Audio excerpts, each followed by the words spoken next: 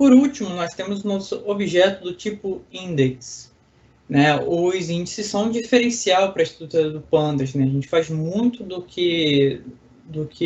da álgebra, muito dos tratamentos, utilizando os índices. Então, se você indexar os seus dados corretamente, fica muito mais fácil de tratá-los. Aqui, eu separei os primeiros, né, índices numéricos. Então, nós temos Range Index, Índice 64 Index, o Índice 64 Index, Float 64 Index. Não vou explicar todos, mas nós vamos dar uma olhada nos principais.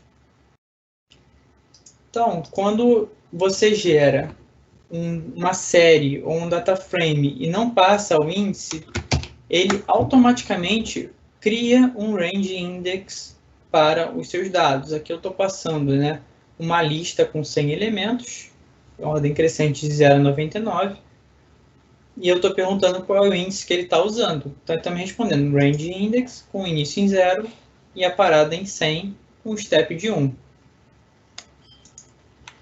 Ele é semelhante, né, ao range e ao NumPy arrange.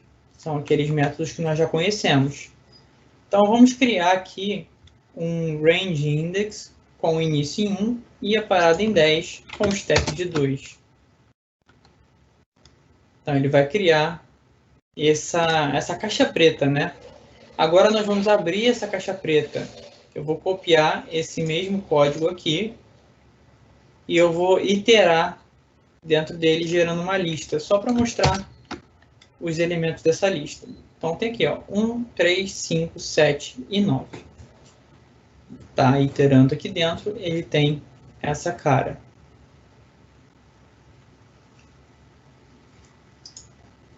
Então, nós vamos criar aqui para demonstrar, né, um vetor de 10 unidades randômico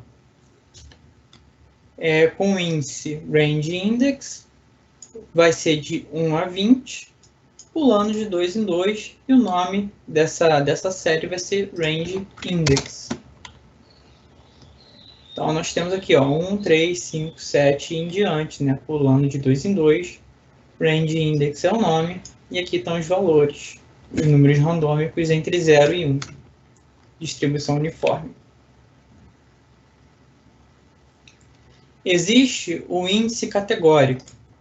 Esse índice é bem interessante porque muitas das vezes nós temos categorias para filtrar os nossos dados. Então, nós vamos falar um pouco mais, né, de categorização no tópico 9, mas por enquanto nós vamos explicar como criar os índices categóricos.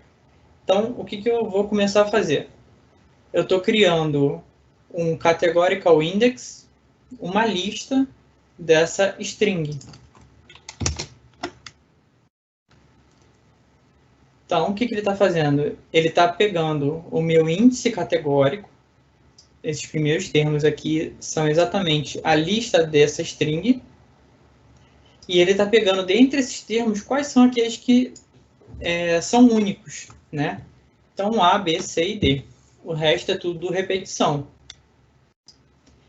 Ele está verificando que eles não estão ordenados. Isso é uma entrada que você, usuário, vai passar para o programa.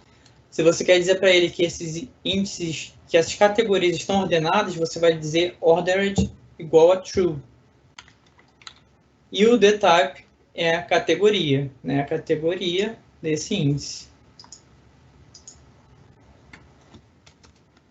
E aqui nós vamos criar um índice categórico, uma lista, né, dessa string, e vamos passar aqui ordered igual a true para demonstrar. E aqui nós vamos passar uma lista das categorias. E qual vai ser, né, o nosso mínimo e o nosso máximo? Eu vou pegar meu mínimo do meu índice e o meu máximo do meu índice. Então, como eu passei, né, que as categorias têm essa ordenação aqui, D, B, A, C, ele entende que D é maior que B, desculpem, D é menor que B, que é menor que A, que é menor que C. Logo, o mínimo é D e o máximo é C. Vamos falar agora dos índices intervalados. Quando nós fazemos, né, nós temos dados de ponto flutuante, nós queremos fazer, por exemplo, um histograma desses dados, nós falamos que entre o range de 0 até 1, nós temos tantos dados. Então, são intervalos que nós trabalhamos. E dessa forma, o Pandas também permite trabalhar com intervalos. Aqui, eu estou utilizando o método interval range para criar esses intervalos, né? Então, ele vai começar no valor de 15, vai terminar em 25 e vai ter 5 períodos. E eu vou pedir para ele fechar na direita, ou seja, na esquerda eu tenho o intervalo aberto, o parênteses aqui, e na direita intervalo fechado, o colchete.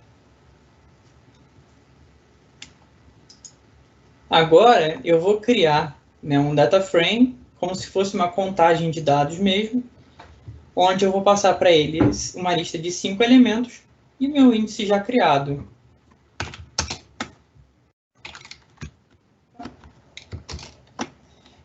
E o nome da minha coluna vai ser contagem de alunos pela idade. É como se eu estivesse contando a idade de cada aluno na turma, fazendo intervalos para contabilizar. Date Time Index. Esses são muito interessantes porque nós trabalhamos bastante com séries temporais, né? Então, a partir desse método DateRange, eu posso informar a data inicial, a data final e o número de períodos que eu quero. Por padrão, ele vai entender, né, que esses 6 períodos são em dias, tá? Então, aqui, o que eu estou fazendo? Eu estou dando o início e o fim, e eu peço a minha frequência em segundos.